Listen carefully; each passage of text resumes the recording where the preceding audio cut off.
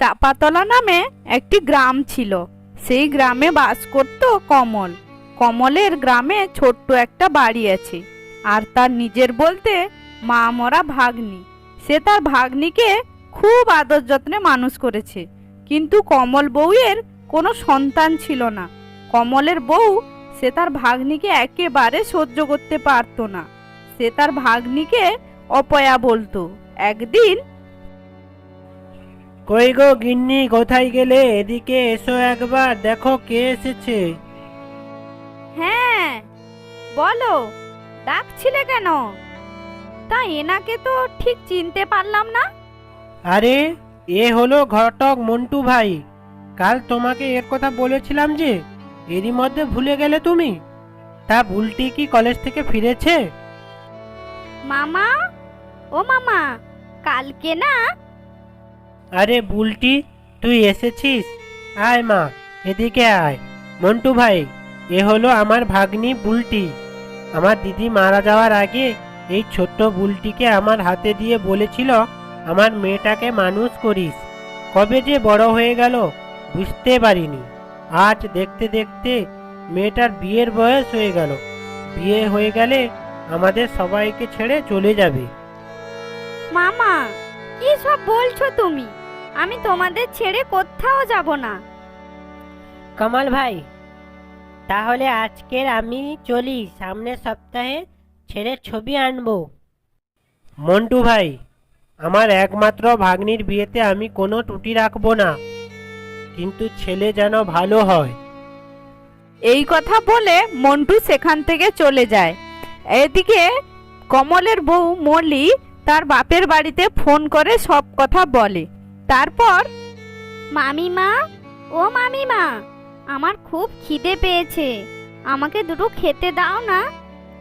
তুই নিজে নিয়ে খেয়ে নে, সারাদিন শুধু খাই আর খাই। মহারানীকে খেতে দাও। নিজের মাকে তো খেয়েছিস, তাতেও তোর শান্তি হয়নি।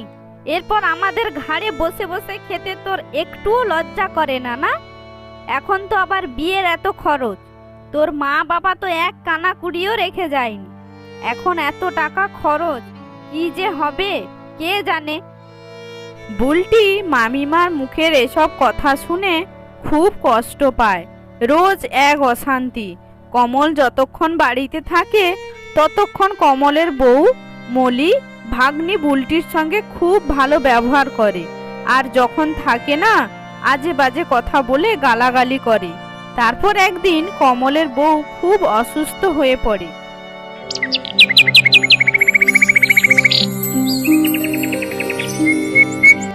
কই গো, কি হয়েছে তোমার?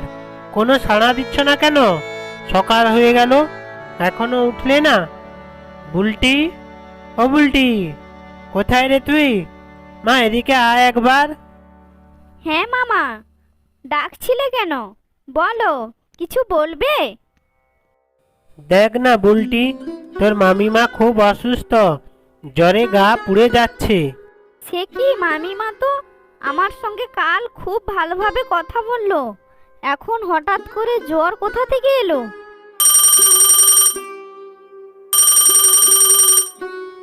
হ্যালো, কে? ও আচ্ছা, ঠিক আছে, হ্যাঁ আমি এক্ষুনি আসছি। বুলটি, তোর দাদুও অসুস্থ হয়ে পড়েছে, আমাকে এক্ষুনি যেতে হবে রে। আচ্ছা মামা, তুমি যাও, আমি এখানে আছি। আমি মামির খেয়াল রাখবো, তুমি কোনো চিন্তা করো না। এই বলে কমল সেখান থেকে চলে যায়। এদিকে আস্তে আস্তে সন্ধ্যাও হয়ে আসে। কমল বউয়ের গায়ে প্রচণ্ড জ্বর। বুলটি কিছুই বুঝতে পারছিল না যে সে কি করবে। তারপর সে রাতে গিয়ে ডাক্তারের কাছ থেকে ওষুধ নিয়ে এসে তার মামিকে খাওয়ায়, আর সারা রাত মামির পাশে থাকে। পরের দিন সকালে,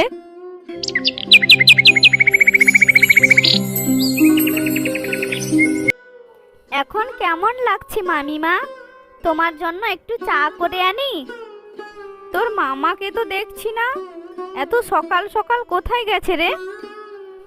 মামিমা, মামা কাল বিকাল থেকে বাড়িতে নেই।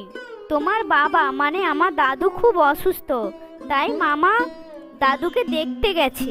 বুলটি, ও বুলটি, তোমরা দুজন এখানে? তা তোমার শরীর কেমন আছে মলি?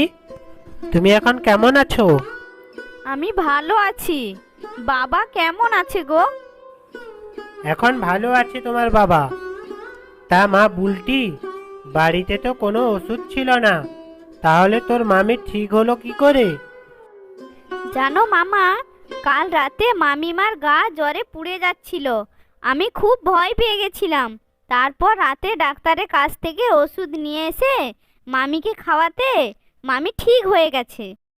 বুলটি, মা আমার, আমাকে ক্ষমা করে দে।